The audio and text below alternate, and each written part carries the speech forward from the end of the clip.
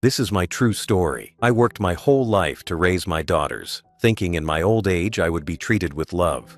But one day, my own daughter looked me in the eye and said, "Don't touch my baby. You smell so bad."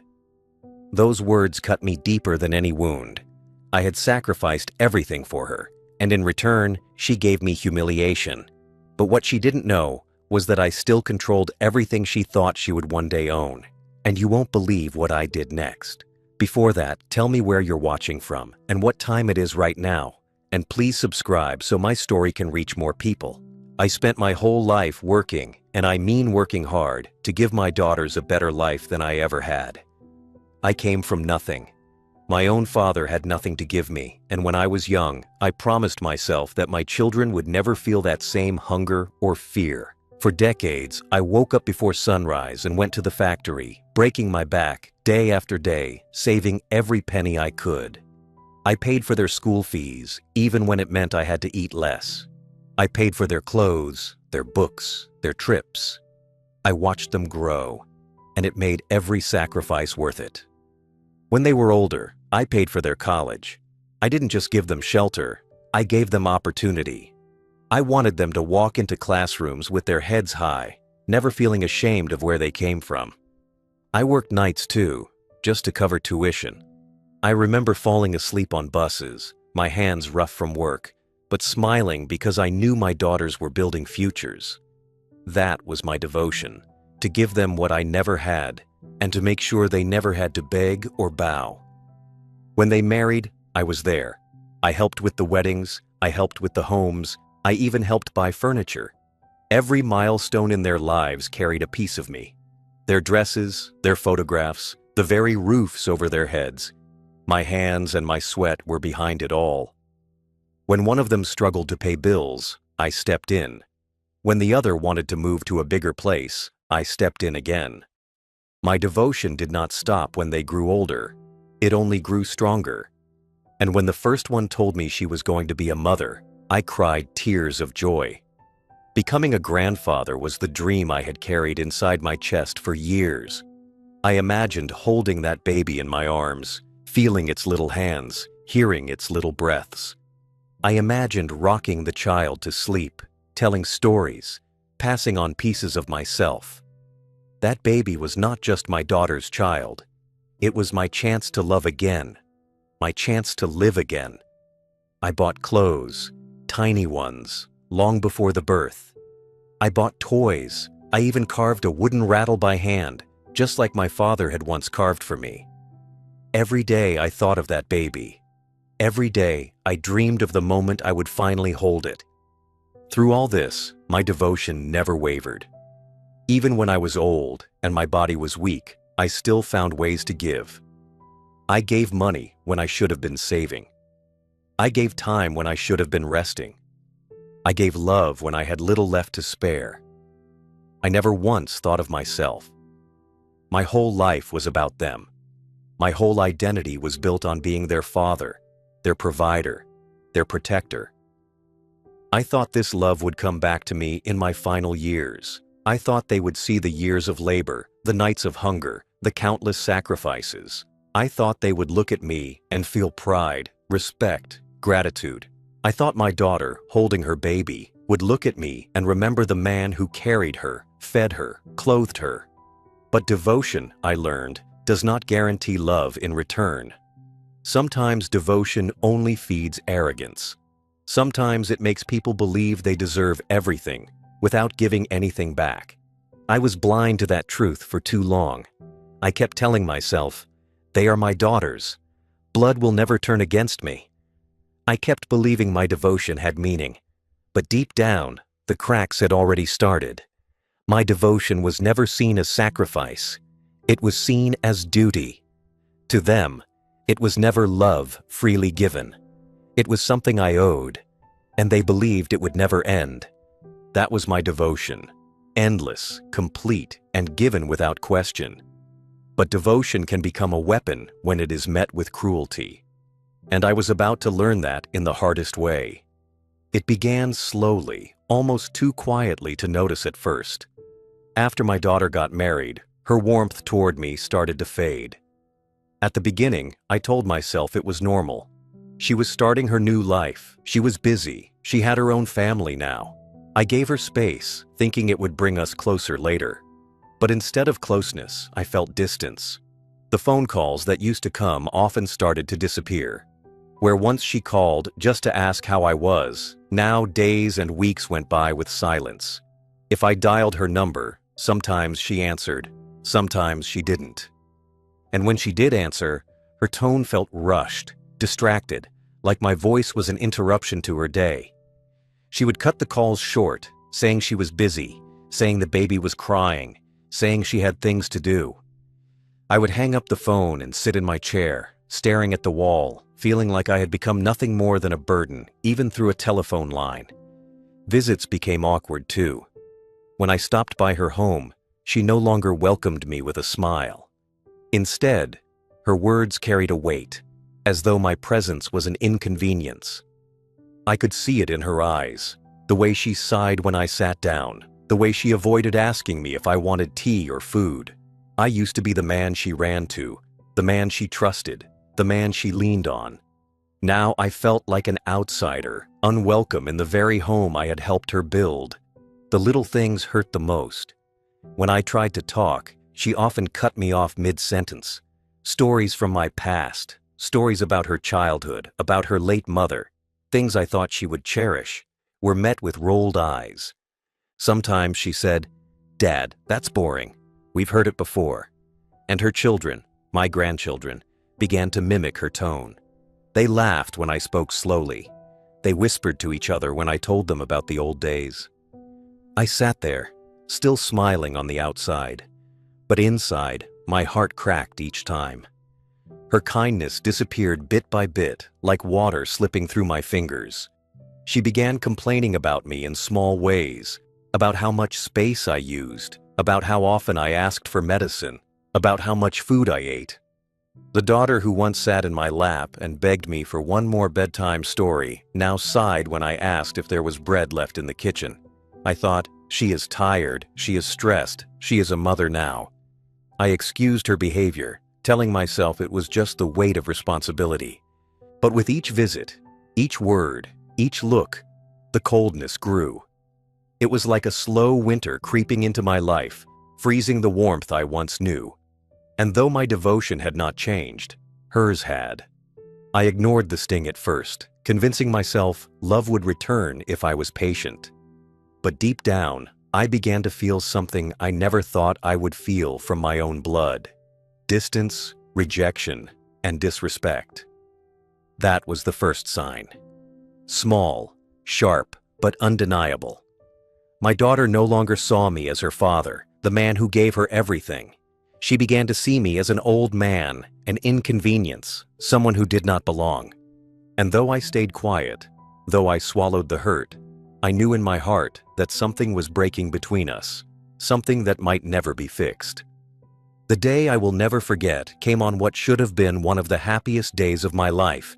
I had been invited to see my daughter's baby properly for the first time. My heart was pounding with excitement as I left my small home. I carried a gift bag filled with baby clothes, soft ones I had bought weeks earlier, and inside the bag, I placed a small wooden toy I had made with my own hands. I had worked on that toy for nights, smoothing the edges, painting it carefully, imagining the small hands that would one day hold it. When I reached her house, I stood at the door with a smile. She opened it and let me in, though her face carried no joy. I ignored it. I told myself she must be tired. Babies cry, nights are long, mothers need rest. I did not want to think the coldness in her face was for me. Inside, the house was filled with the quiet sounds of a newborn, soft breaths, little cries. My heart swelled. I sat on the edge of the sofa, clutching the gift bag, waiting for the moment I had dreamed of for months.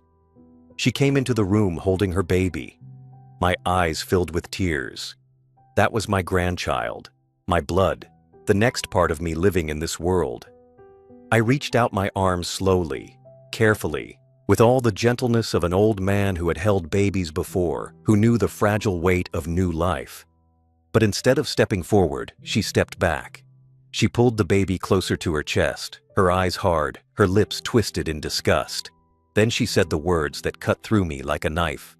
"Don't touch my baby, you smell." For a moment, I did not understand. My hands were still out, hanging in the air, trembling. Her words echoed in my ears, louder and louder, like a cruel bell that would not stop ringing. "You smell." That was what she saw when she looked at me.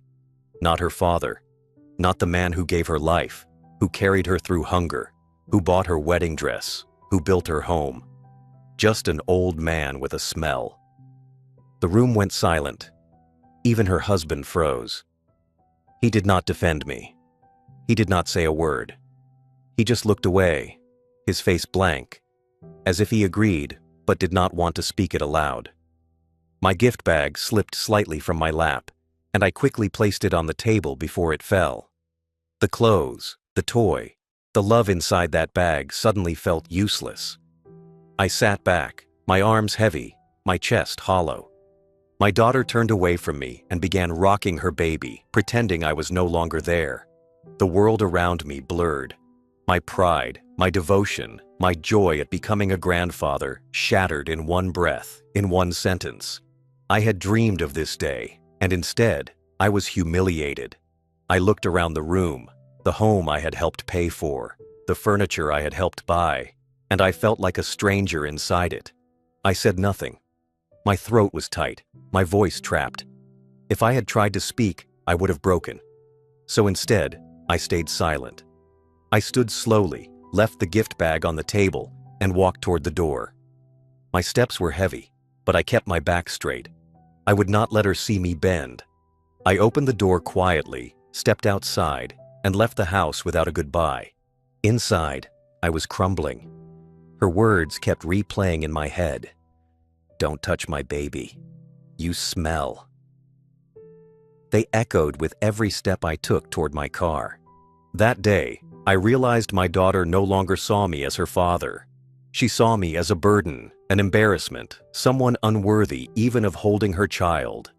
And though I said nothing, though I walked away calmly, a storm had begun to grow inside me, one that would soon change everything. When she said those words, the air in the room grew so heavy I could hardly breathe. My hands were still raised, reaching for a child I would never be allowed to hold. But now they hung useless in the air, trembling before I finally pulled them back. My arms felt hollow, like they no longer belonged to me. I looked at my daughter, the baby in her arms, and for the first time in my life, I felt like a stranger to my own blood. The silence in the room made it worse. Her husband said nothing. He could have spoken, even a small word, but he just lowered his eyes and stared at the floor. That silence told me more than words ever could. No one in that room would stand for me. I was alone, completely alone, in front of the very people who should have been my family. I set the gift bag down gently on the table, making sure it didn't fall. My hands were shaking so badly that I had to hold the edge of the table for a moment. Inside that bag were the little clothes I had bought, folded carefully. Inside that bag was the toy I had made with my own hands. Inside that bag was love. And now it sat there, unwanted, ignored, just like me. I tried to keep my face calm. I forced my lips into something that looked like a faint smile, though inside I was breaking apart. My daughter turned her back to me, holding her baby close, rocking it gently, as if I no longer existed. She had erased me from that moment, erased me from her family. The humiliation burned hotter than any fire. My legs felt weak as I stood, but I made myself move slowly, with dignity. I would not give them the satisfaction of seeing me collapse. Each step toward the door was heavier than the last, but I forced myself forward. My chest felt like it was being crushed, and still I kept my back straight. If I had spoken, if I had let out even one word, I would have crumbled into pieces right there on the floor. I walked out quietly, but inside, my heart screamed. The man who had worked his whole life, the man who had sacrificed meals, sleep, and comfort so his children could live better, had just been told by his own flesh and blood that he was not worthy to hold his grandchild because he smelled. That word cut deeper than anything I had ever felt. It was not just an insult. It was a declaration. To her, I was no longer her father. I was just an old man, an inconvenience, someone she could push aside with a cruel word. And in front of her husband, in front of her child, she stripped me of my dignity. I reached my car and sat in the driver's seat, gripping the wheel with trembling hands. My reflection in the window looked older, weaker, smaller than I had ever seen myself. For the first time, I felt the full weight of humiliation. Not private humiliation, but public. The kind that leaves scars so deep they never fade. I started the car, but I didn't drive right away. I sat there in silence, staring at the empty seat beside me, imagining the baby that should have been there, wrapped in a blanket, sleeping in my arms. That picture was gone now, replaced by the memory of my daughter's words, sharp and cold. That night, I did not sleep. Her voice echoed in my ears. "Don't touch my baby. You smell." Over and over again, until I thought I would lose my mind. But I did not cry. Tears would have been a kindness to myself, and I refused to give myself that kindness. Instead, I sat in silence, letting the humiliation carve itself deep into my bones. It was in that silence that something inside me shifted. Humiliation had been forced upon me, but it planted something else in its place: resolve. She thought she had broken me with her cruelty. She thought those words would fade like smoke, but she was wrong. What she gave me that day was not shame. It was a reason to take back the power she thought she had stolen. A reason to remind her that the man she dismissed as smelling old still held her future in his hands. That day was the beginning. She humiliated me in public, but soon I would humiliate her in silence, and my silence would take everything she thought was hers. That night, after leaving her house, I did not go straight to bed. I sat in my car for a long time, parked outside my own small place, staring at the empty seat next to me. In my mind, I kept seeing what could have been. My grandchild resting in my arms, smiling as I whispered the same lullabies I once sang to my daughter. But reality had burned that picture away. What I had instead was her voice, sharp and cold, echoing in my ears. "Don't touch my baby. You smell." I closed my eyes and leaned back in the seat, and memories came rushing in. I remembered the nights when she was a child, sick with fever, and I stayed awake by her bedside, changing cool cloths, praying silently for her to get better. I remembered the mornings I walked to work in the snow with holes in my shoes so she could eat breakfast before school. I remembered skipping meals so she could have enough. Every sacrifice I had made for her came back to me that night, and each memory felt like another knife twisting deeper. I thought of the diapers I had changed, the homework I had helped with, the birthdays I had saved up for just to buy her a cake and a small gift. I thought of the pride I felt watching her graduate, the tears in my eyes as I walked her down the aisle at her wedding, the money I spent making sure her day was beautiful. And I thought of the housewarming gift I gave her when she first moved into her home, telling her, "This is so you'll always feel safe." Every single moment of devotion, every single sacrifice came back that night. And then I thought of how quickly it had been erased with one sentence. She hadn't said it in anger. That was what hurt most. She hadn't shouted. She hadn't lost control. She had said it calmly, almost casually, like it was the most natural thing in the world. To her, I wasn't her father anymore. I was just an old man who didn't belong near her child. And that meant every sacrifice I had made, every hour of labor, every dream I had carried for her, meant nothing to her now. I sat there in silence, but my silence was not weakness. My silence was weight, heavy, solid. It pressed down on me until it reshaped my thoughts. I realized something in that moment. Love given freely can be taken for granted, but respect must be demanded. She had taken my love all her life, and now she had stripped me of respect in front of others. But I still had something she did not realize: power. Because while she looked at me and saw only age, weakness, and smell, she forgot what still rested in my name. She forgot who had paid for the education, the weddings, the homes. She forgot that the estate she assumed would one day belong to her was still entirely mine. Legally, financially, completely mine. She thought time had already handed her my legacy, but she was wrong. And as I sat in the darkness of my car, humiliation began to turn into something else: resolve. I whispered to myself, this was the last insult. I would not allow another one. I had swallowed her coldness for months. I had ignored her dismissive looks, her cutting words, the way she rolled her eyes when I spoke. But this, telling me I was unworthy to hold my own grandchild, this was the line. And I knew in that moment that my silence would not be empty. It would be sharp. It would be final. I decided then that I would act.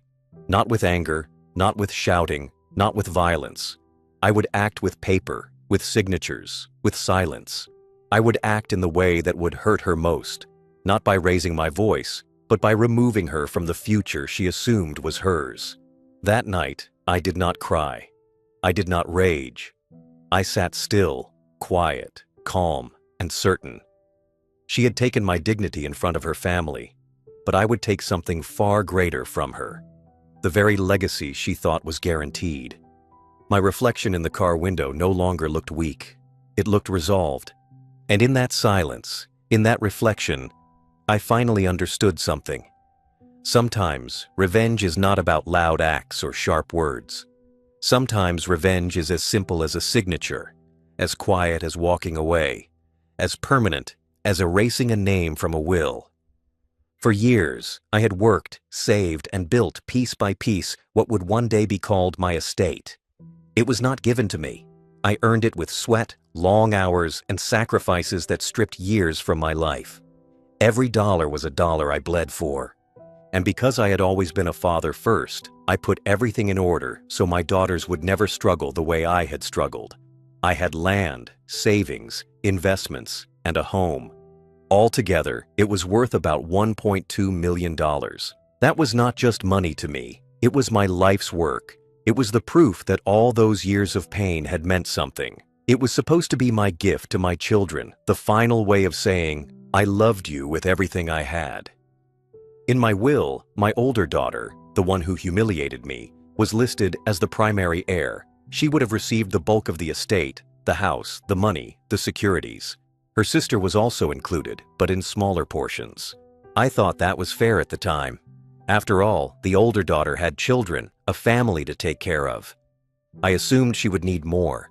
I thought I was being wise, generous, and thoughtful. I thought I was doing what a father should do. But as I sat alone after that day, hearing her words replay in my mind, "Don't touch my baby, you smell," I realized something I had never let myself think before. What if she did not deserve it? What if all my sacrifices were nothing but fuel for her arrogance? What if, by giving her everything, I was only rewarding her cruelty? The thought stung like fire, but it was the truth I could no longer deny. She assumed everything was already hers. She lived as if my estate was guaranteed, as if my name on those documents no longer mattered.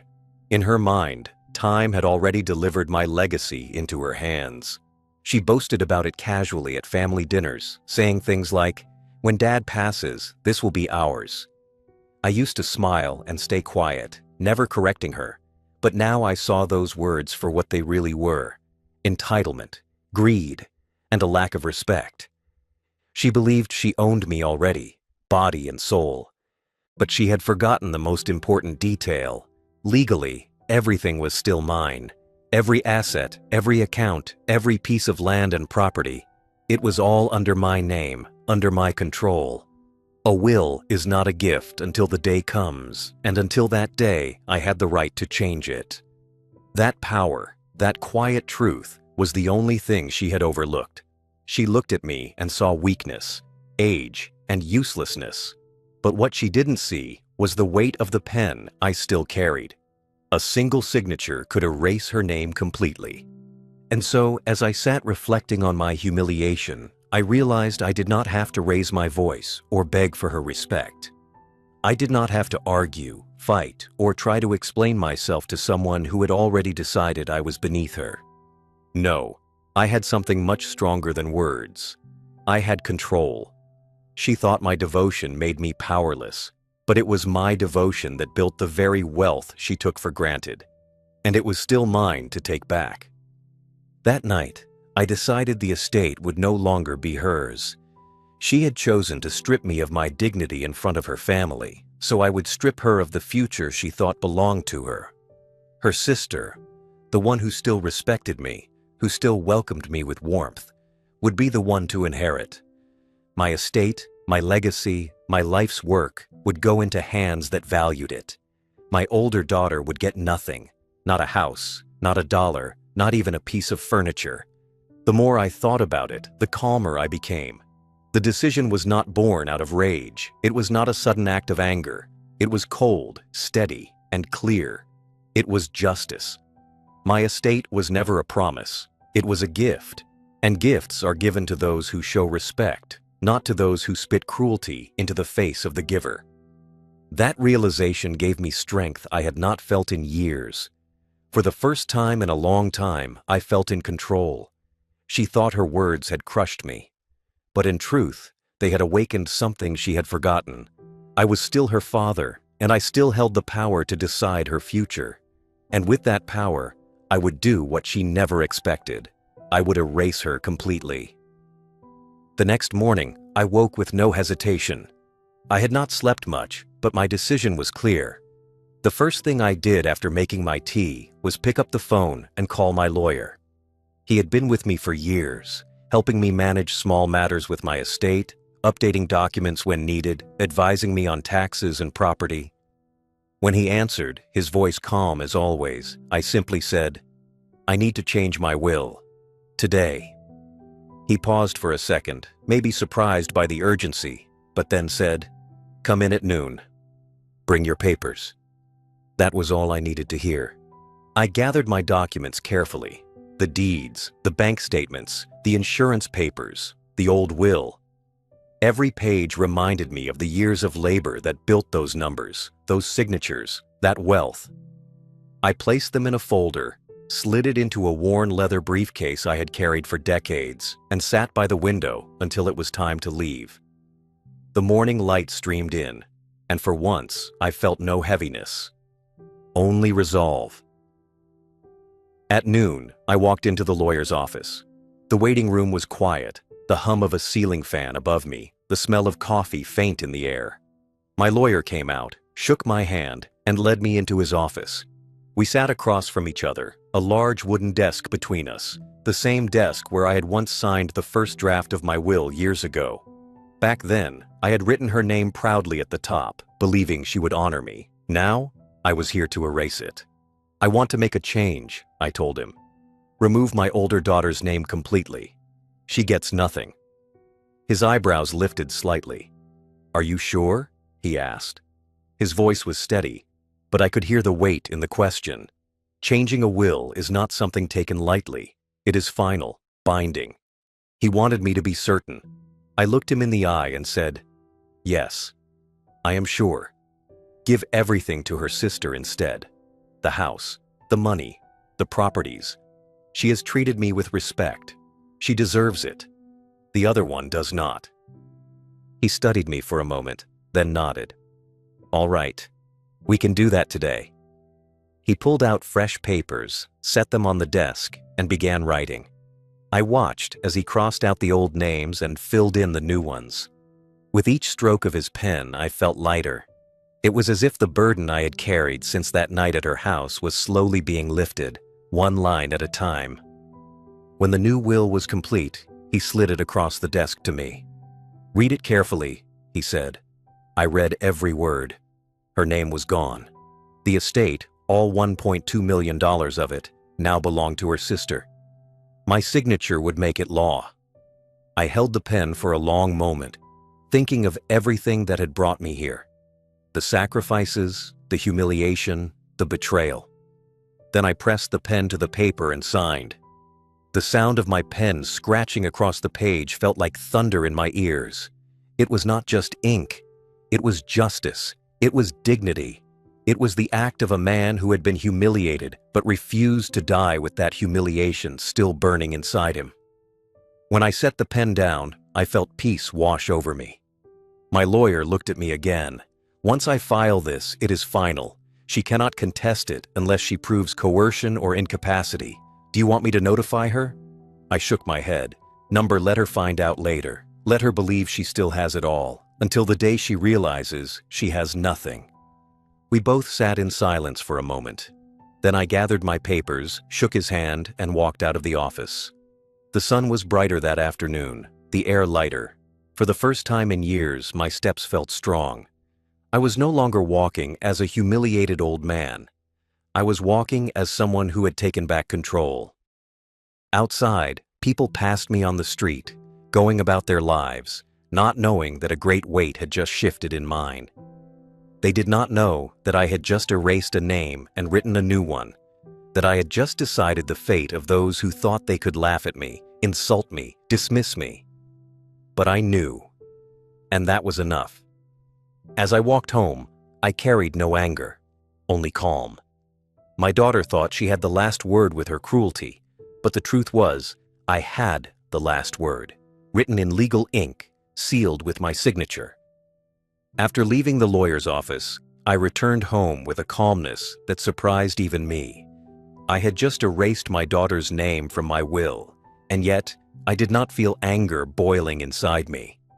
I felt something far stronger, quiet satisfaction.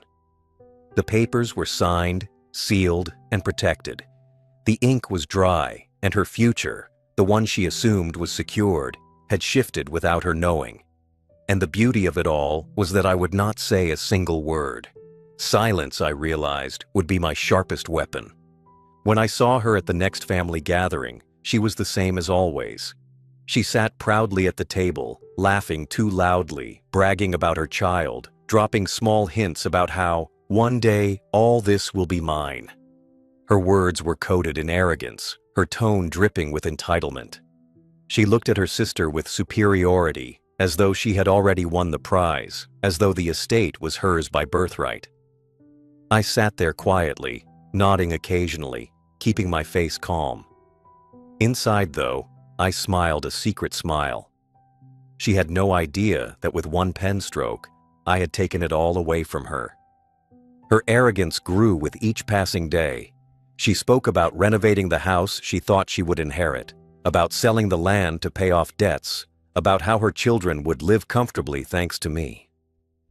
She did not know those plans were already dust, already broken dreams. Her sister, the one she mocked, would be the one to inherit instead. And I let her believe her fantasies because it made the silence sweeter. I kept living as though nothing had changed. I visited, I ate at the table, I gave gifts to the grandchildren. I spoke little, but when I did, I chose my words carefully. Never a hint, never a clue, never a sign that her future was no longer hers. She believed she was in control, but really, I was the one holding everything. And that quiet power gave me strength. There were times when she would laugh with her husband about old people forgetting things, about how I was just waiting to pass so she could finally take charge. Her words were cruel, but I did not react. I let them slip past me because I knew something she did not. My silence was not weakness. My silence was the knife she could not see. Her sister, however, noticed something different in me. She treated me with respect, with warmth. She welcomed me into her home with open arms. She never asked for money, never demanded anything, only offered her time and her kindness. To her, I was still her father, still the man who had raised her, still worthy of love. When she hugged me, it was real. When she called me, it was genuine. And I knew then that my decision had been the right one. She, not her arrogant sister, deserved my legacy. Keeping silent was not easy. There were nights when I wanted to shout the truth, to look my older daughter in the eye and say, "You think you have won, but you have already lost everything." But I held my tongue, Silence had a weight, and that weight was building.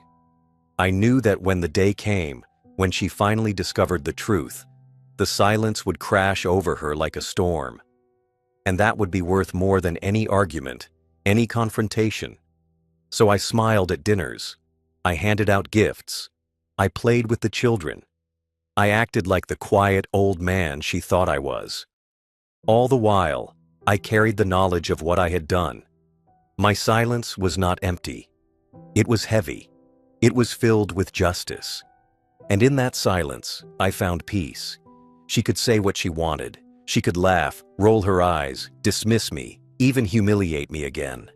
None of it mattered anymore, because I had already made my choice. I had already erased her. Months passed before the silence finally broke. My daughter, the one who had humiliated me, called my lawyer about some paperwork. She had always acted like the estate was already hers, so in her arrogance, she contacted him to ask about future planning. She wanted to know what steps to take when the time came, as if she was the rightful heir already. I can imagine the moment her voice shifted, the instant my lawyer calmly told her the truth. She was not in the will anymore. Her name was gone, completely. The entire estate, every dollar, every property, every account, was written in her sister's name. I was not there to see it, but I know my daughter's face must have drained of all color. Rage, disbelief, fear. They must have all collided at once. Because for years she had lived under the false belief that my life's work was her safety net. She thought she could treat me however she pleased and still collect the reward in the end.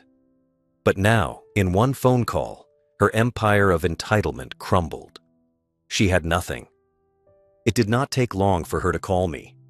The phone rang again and again. At first, I ignored it, letting her voice fill the machine. "Dad, this must be a mistake. Call me back." Then, the next day, "Dad, why would you do this? You know I deserve it. I'm your eldest." By the third day, her tone had changed. Anger replaced desperation. "You can't do this to me. I gave you everything. You owe me." That last line made me laugh out loud, alone in my kitchen. She believed I owed her. After all the years I had carried her, she truly thought I was in her debt.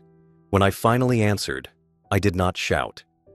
I did not explain myself with long speeches. I waited until she poured out her fury, her excuses, her pleas.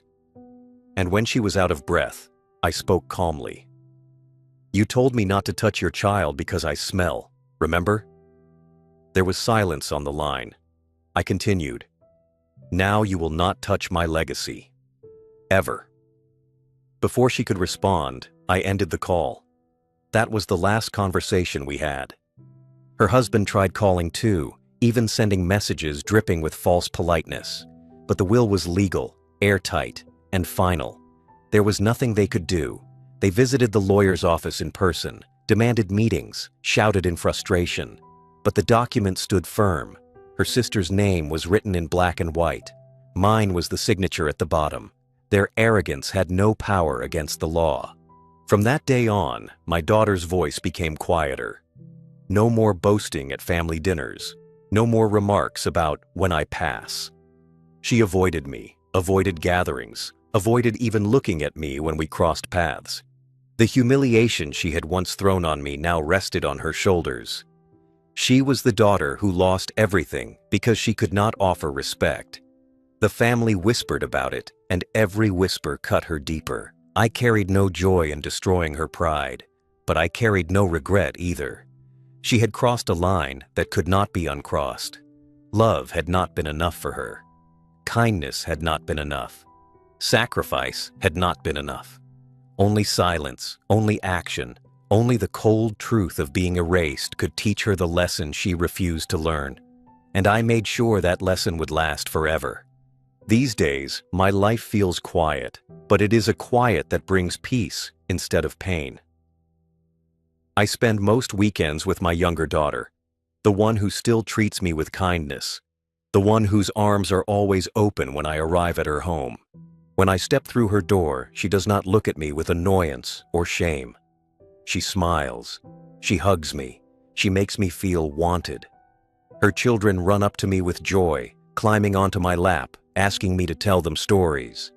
And I tell them, not because I have to, but because I want to. In those small faces, I see what family is supposed to be: respect, warmth, love. I left behind the daughter who told me I smelled, and I gave everything to the one who still knew the meaning of gratitude. The house, the savings, the land, the $1.2 million estate. It is all secured in her name now. I sleep at night knowing that when I am gone, the fruits of my labor will not go to arrogance or cruelty, but to someone who values me while I am alive. That, to me, is true justice. She may not have been the eldest, but she has been the most faithful. She may not have demanded anything, but she has given me everything I wanted: respect, love, and a place at her table. When I visit her home, she does not tell me to be quiet. She asks me to share. She does not push me aside. She pulls me closer. When I reach for her children, she does not recoil. She watches with pride as I hold them in my arms. That alone is worth more than millions. That alone tells me my decision was right. My older daughter, the one who insulted me, lives now with the shadow of her mistake. She knows the truth. She knows she lost everything. Not because of an accident, not because of unfairness, but because of her own words, her own arrogance. And that truth will follow her every day of her life. Whenever she looks at her sister's home, at her sister's children, at the life that should have been hers, she will remember the moment she told me, "Don't touch my baby, you smell." That sentence was the knife that cut her off from my legacy. I do not hate her. I do not wish her harm. But I also do not forget. Respect is not owed because of blood. Respect is earned through action. She lost both, and in losing both, she lost the future she thought was hers. I spend my mornings now in peace, reading, walking, drinking tea. I am not rich in the way the world counts riches, but I am rich in dignity, rich in freedom, rich in the knowledge that I chose wisely. I gave my estate to the daughter who gave me love, not the one who gave me shame, and I would make the same choice again. Final thought: love isn't owed to blood, it's owed to respect. She lost both.